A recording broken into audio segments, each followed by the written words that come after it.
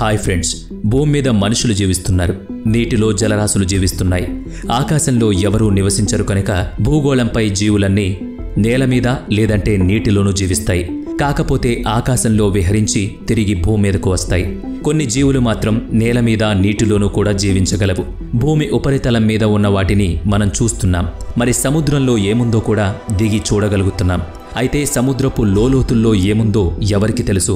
సుదూర అంతరిక్ష యాత్రలు కూడా చేయగలుగుతున్నాం గానీ భూమి మీదనే ఉన్న సముద్రాల అట్టడుగులకు మాత్రం చేరుకోలేకపోతున్నామని మీకు తెలుసా? నివాసయోగ్యం అవునో కాదో పూర్తిగా తెలియని అంగారక గ్రహం గురించిన వివరాలు మనకి తెలుసు గాని సముద్రంతో పరిచయం మాత్రం అంతంత మాత్రమే అని శాస్త్రజ్ఞులు చెప్తున్నారు. సూర్యుని వాతావరణాన్ని తాకిన పార్కర్ సోలార్ ప్రోబ్ని తయారు చేసుకున్నాం. అయితే సముద్రపు లోతుల్లోకి పరిమితంగానే వెళ్ళగలుగుతున్నాం తప్ప పూర్తిగా అడుగు భాగానికి వెళ్ళి అక్కడేముందో తెలుసుకోలేకపోతున్నాం. అందుకే సముద్రం లోతు రహస్యంగానే ఉండిపోయింది. ఇంతకీ సముద్రపు లోతు ఎంత? దానికి అడుగు భాగం అనేది ఎక్కడుంది? అసలు ఆ సముద్రపు లోతట్టులో ఏముంది? చాలా ఆసక్తికరమైన విషయాలివి. సముద్రపు ఉపరితలం నుంచి 40 మీటర్ల లోపలి వరకు స్కూబా డైవర్లు వెళ్ళగలరు. అంతకు మించి 100 మీటర్ల వరకు డీప్ సీ డైవర్లు వెళ్ళగలరు. అయితే ఆ లోతులో నీటి ఒత్తిడి చాలా ఎక్కువగా ఉంటుంది. ప్రత్యేకమైన డైవింగ్ సూట్, ఆక్సిజన్ సిలిండర్, ఇంకా మరికొన్ని జాగ్రత్తలు తీసుకోవడంలో ఏ మాత్రం పొరపాటుగా ఉన్నా చర్మంపై పగుళ్లొస్తాయి, గాయాలవుతాయి, హృదయ స్పందన మారిపోతుంది. ఇదంతా సముద్రపు లోతుల్లోని వాటర్ ప్రెషర్ వల్లే సంభవిస్తోంది. అయితే హెర్బర్ట్ నిచ్ అనే డైవర్ 214 మీటర్ల లోతు వరకు వెళ్లి ప్రపంచ రికార్డు సృష్టించాడు. స్కూబా డైవింగ్లో 332 మీటర్ల లోతు వరకు వెళ్లిన ప్రపంచ రికార్డ్ ఈజిప్ట్కు చెందిన అహ్మద్ గబర్ పేరిట ఉంది. సముద్ర ఉపరితలం నుండి 443 మీటర్ల లోతు న్యూయార్క్లోని ఎంపైర్ స్టేట్ బిల్డింగ్ని నిలువునా ముంచేస్తుంది. ఇక 500 మీటర్ల లోతుకు వెళితే నీలి తిమింగలాలు చూడొచ్చు. ఈ బ్లూ వేల్ బరువు 150,000 కిలోల బరువుంటుంది. అంటే 150,000 కిలోల బరువుతో అది అంత లోతులో ఈదగలుగుతుంది. సముద్రం లోపలికి వెళ్లే కొద్దీ మన మీద నీటి ఒత్తిడి పెరుగుతూ ఉంటుంది. అందుకే బ్లూ వేల్ కూడా అంతకు మించి లోపలికి వెళ్లలేదు. అమెరికాకు చెందిన జలాంతర్గామి సీ వుల్ఫ్ కూడా 500 మీటర్ల కంటే లోతుకు వెళ్లలేకపోయింది. ఎంత గొప్ప సబ్మెరీన్కైనా ఇక్కడ పరిమితులుంటాయి. మరి సముద్రంలో 535 మీటర్ల అడుగున ఎంపరర్ పెంగ్విన్లు ఆడుకుంటూ ఈత కొట్టగలవు. అంటే వాటి ఎముకలు సముద్రపు ఆ లోతులో ఉండే ఒత్తిడిని తట్టుకోగలవన్నమాట. 830 మీటర్ల లోతులో బుర్జ్ ఖలీఫాని అమాంతంగా పెట్టేయొచ్చు. ఇక మరింత లోతుకు అంటే 1000 మీటర్ల లోతుకు వెళితే అంధకారమే. అంటే సూర్యకాంతి చొరబడలేని లోతు ఇది. ధైర్యమున్న డైవర్కైనా ఇంత లోతులో సాహసించి ప్రయాణించాలంటే ఆలోచించుకోవాలి. ఇక్కడ భారీ స్క్విడ్లుంటాయి. ఇక మరింతగా అంటే 1280 మీటర్ల లోతులో లెదర్ బ్యాక్ టర్టిల్స్ తిరుగుతూ ఉంటాయి. ఇవి ఆకారంలో పెద్దగా ఉంటాయి. ఇవి 700 కిలోల బరువు తూగుతాయి. సముద్రంలో 2000 మీటర్ల లోతులో బ్లాక్ డ్రాగన్ ఫిష్ నివసిస్తుంది. అంత లోతులో అంత చిక్కటి చీకటిలోనూ అది చూడగలదని శాస్త్రవేత్తలు చెప్తున్నారు. ఇక 2250 మీటర్ల లోతుకు వెళ్లి చూస్తే స్పర్మ్ వేల్ కనిపిస్తుంది. కొలోసల్ స్క్విడ్స్ కూడా ఇక్కడ తిరుగుతూ ఉంటాయి. ఈ కొలోసల్ స్క్విడ్స్ 14 మీటర్ల పొడవుంటాయి.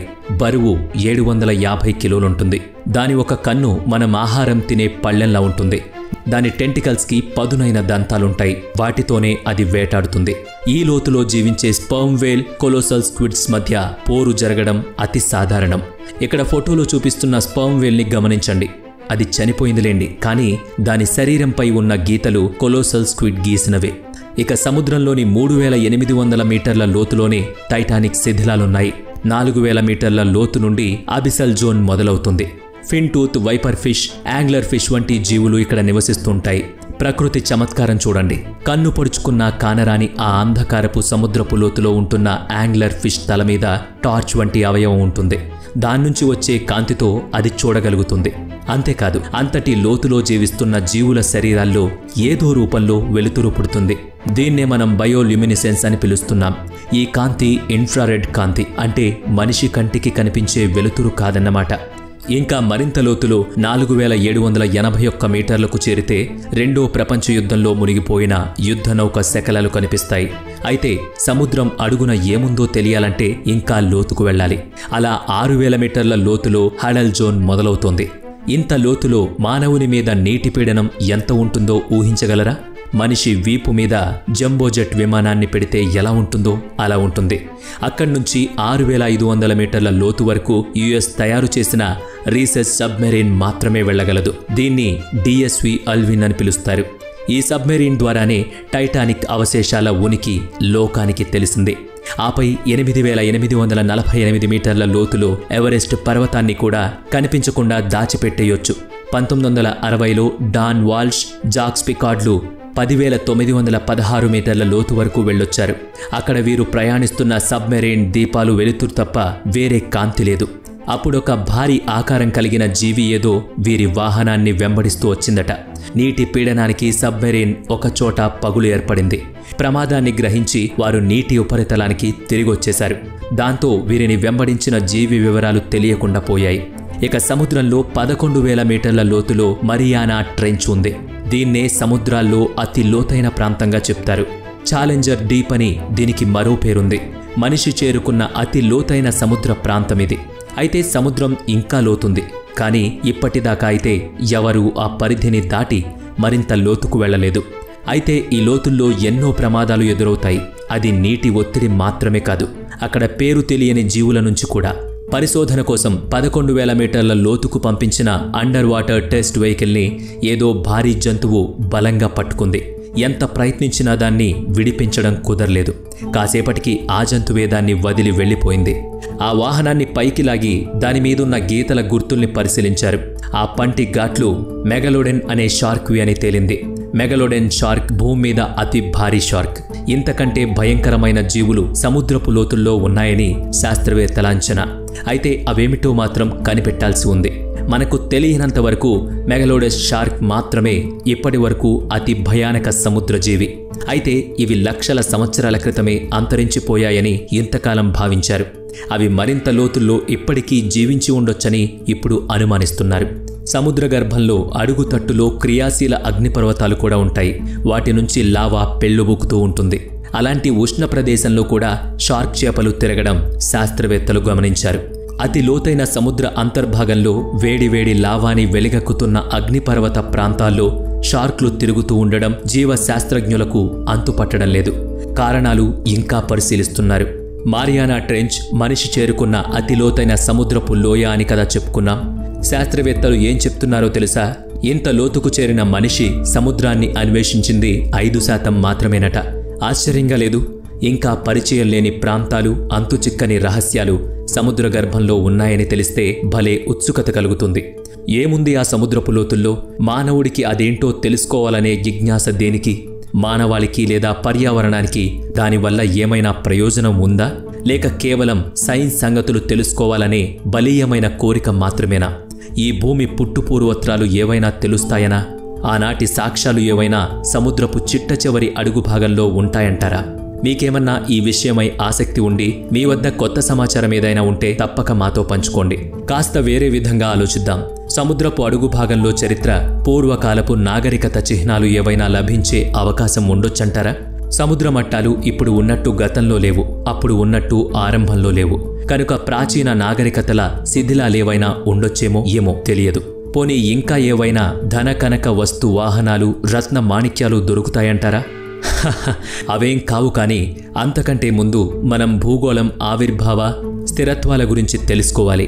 భూమి నిర్మాణం పలు పొరలుగా ఉంది. అన్నిటికంటే పైపొర క్రస్ట్. ఈ క్రస్ట్ పైనే సమస్త జీవులు నివసిస్తున్నాయి. ఈ క్రస్ట్ మందం దాదాపు 10 కిలోమీటర్లు. అక్కడక్కడ 5 నుంచి 10 కిలోమీటర్ల మధ్య కూడా ఉంది. ఆ తర్వాత మాంటిల్ పొర ఉంటుంది.